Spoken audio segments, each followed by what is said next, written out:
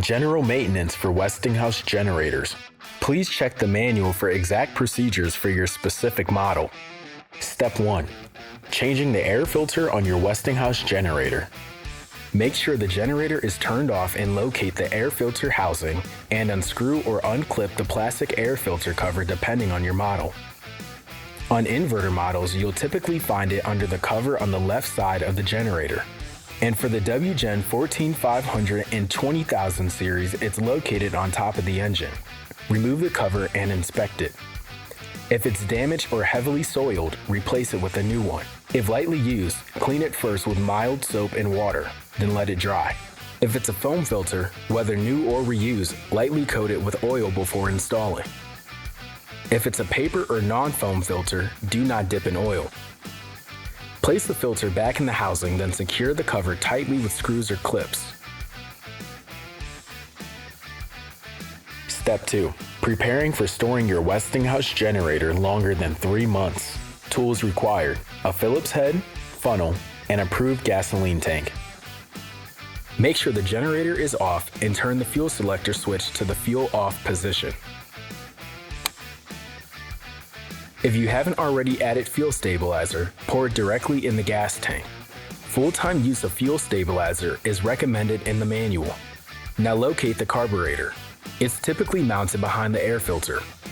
Loosen the bolt at the bottom of the carburetor and attach a funnel with a drain hose to the bottom of the carburetor's float bolt while placing the other end of a hose into an approved container for gasoline.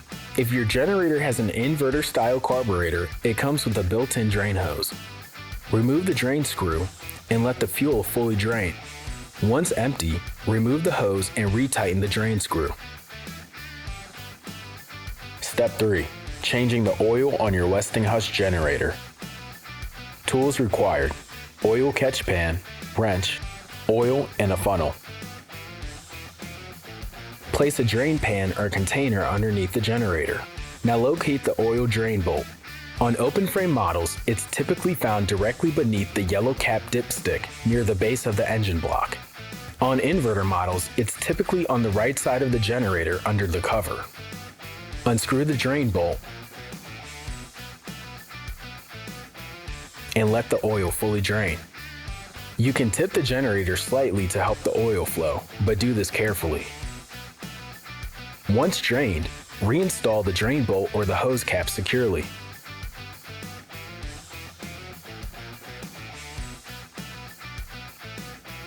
If your generator has an oil filter, it will have a black cap.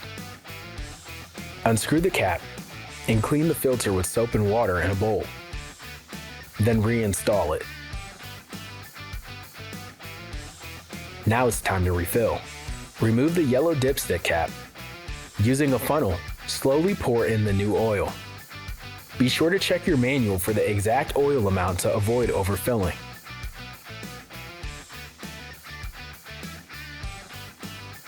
Then screw the cap back on. Finally, wipe up any spills and properly dispose of the used oil.